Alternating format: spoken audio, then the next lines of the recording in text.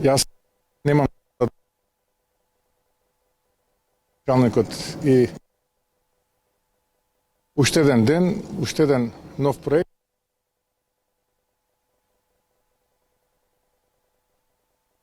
Нашата инспирација овие речиси 2 години.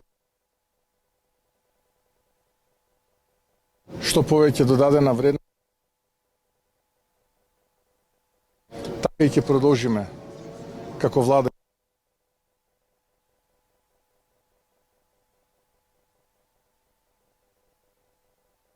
Советот кој што ја поддржуваат работацијата во аеродром,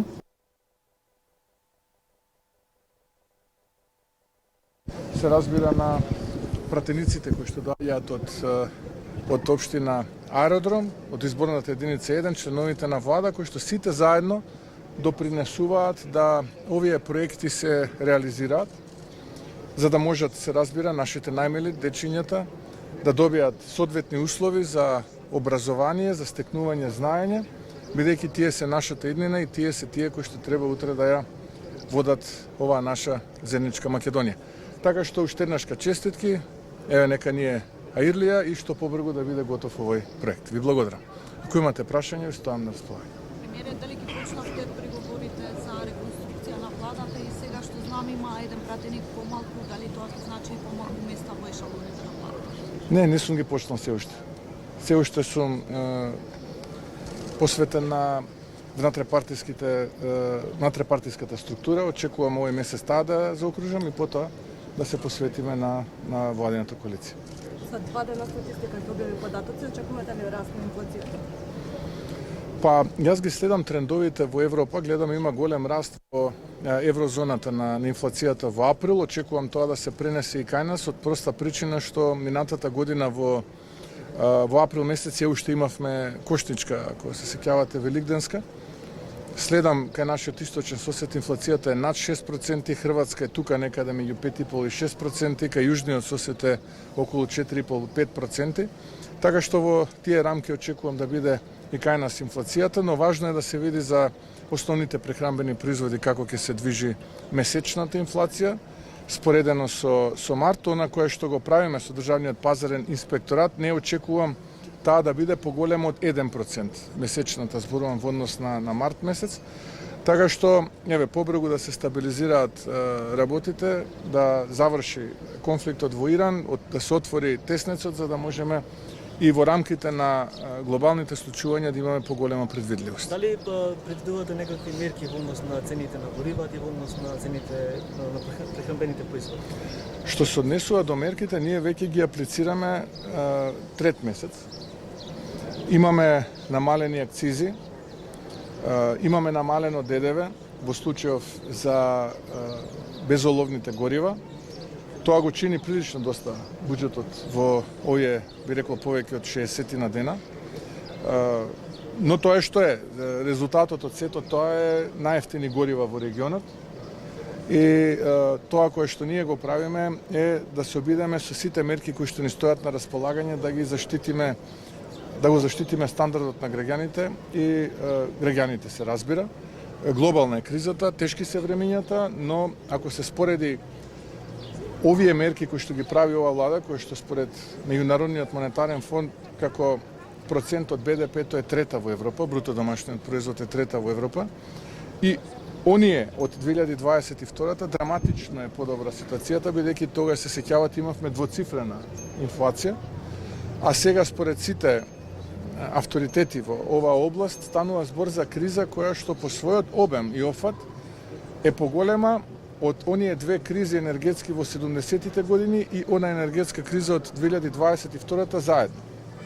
Имајќи го предвид сето ова како предизвик, ценам дека како влада во овие услови, во глобална неизвестност, вчера видовте дека е погоден еден танкер во теснецот, тоа предизвика, се разбира, раст на цената на нафтените деривати на светските берзи, погодена е рефинеријата и пристаништето во Фуџеира, тоа е практично оној емират кој што е под теснецот, од каде што може да се заобиколи теснецот и да се продолжи со достава на нафта и нафтени деривати од страна на Иран. Сето тоа допринесе да скокне цената на берзите и во еден момент Брент производот да дојде и до $114-115 за барел.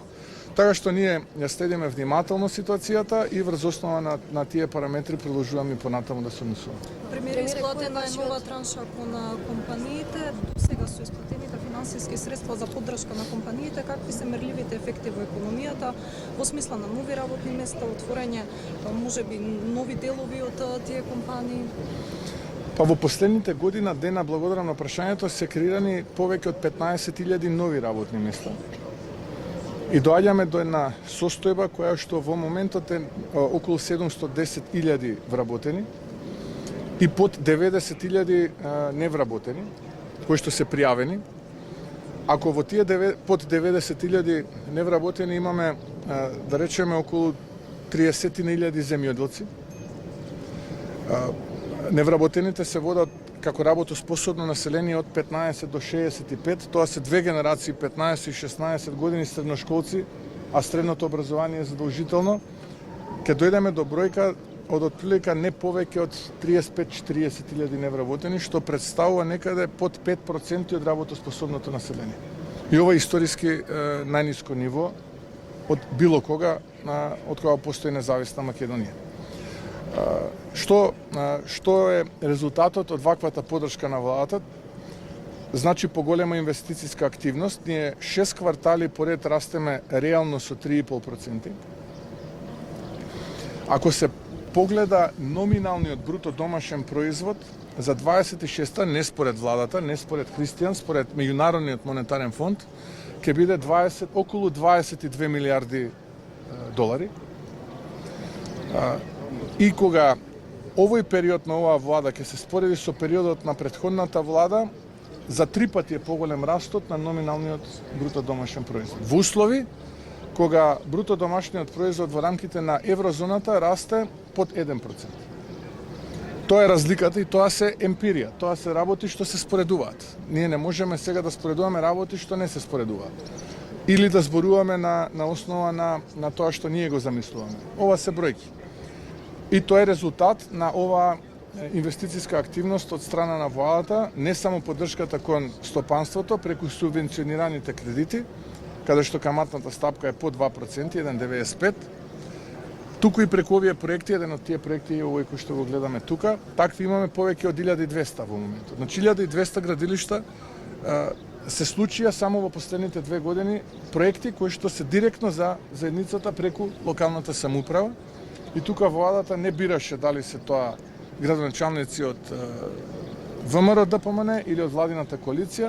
Во сите општини под еднаков критериум се инвестира и ценам дека овој проект кој што досега акумулираше приближно на половина милиарда евра, прилично доста влијае во целиот овој процес. Уште едно прашање во врска со системот. Вчера министерот за надворешни работи Муцунски кажа дека се водат одредени разговори со оглед на тоа дека во текот на летото и многу граѓани од соседните држави поминуваат низ Македонија и ја користат како транзит држава, а дали може да споделите некакви детали за што се размислува? Па, видете, има политичари кои што се обидуваат често пати политиката е страда да ја направат во соседството. Јас немам таква намера. Јас сакам да зборувам за работи кои што ќе се случат. Инаку да, се водат преговори и врз основа на тие преговори ценам дека на основа на билатерално ниво ќе бидат надминати овие пречки, но не само за летниот период. Зборувам генерално. Ние бараме генерално решение.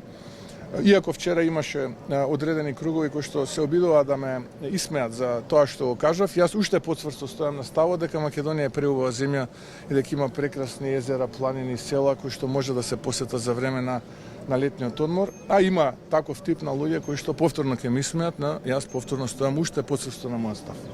Премиере, каков е вашиот коментар за членот на вашето пошироко обезбедување кој што е во притвор поради тоа што ја тепал сопругата, какви мерки ќе бидат преземени и како таков човек се нашол во вашето лице? Па видите, тоа е уште еден доказ дека законот важи подеднакво за сите и тука нема никаква дилема. Така е и овој случај. Тоа е втор случај за лице од моето обезбедување, каде што законот важи за сите.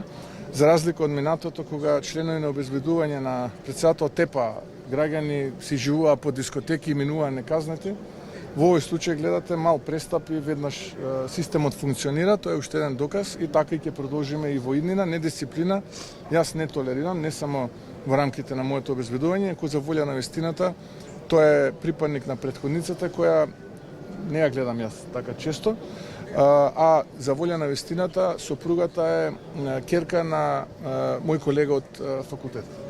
Така што еве отприлика чисто да имате информација за што станува збор. Премиер, јас би сакала да ве поставам прашање за вчерашната изјава на претседателот на СДСМ Венко Филипче, кој што кажа дека ние не гледаме каде Бугарија го негира македонскиот идентитет, иако свесни сме, гледаме и чувствуваме како тоа влијае на нас, па тој вели дека нема такво нешто. Ваш коментар околу целава ситуација и изјава? Па видете, предпоставувам дека претседателот на СДСМ се уште ужива во ние забави во Дубај под импресија на музицирањето на еден српски фолк автор и пејач.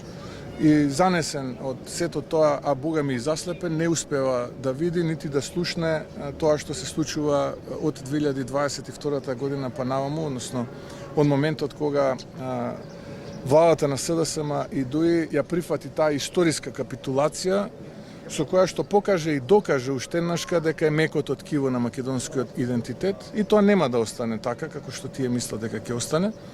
Јас жалам што тие повторно одлучија да коленичат на тугите интереси наместо да застанат рамо до рамо со владата во одбрана на националните интереси.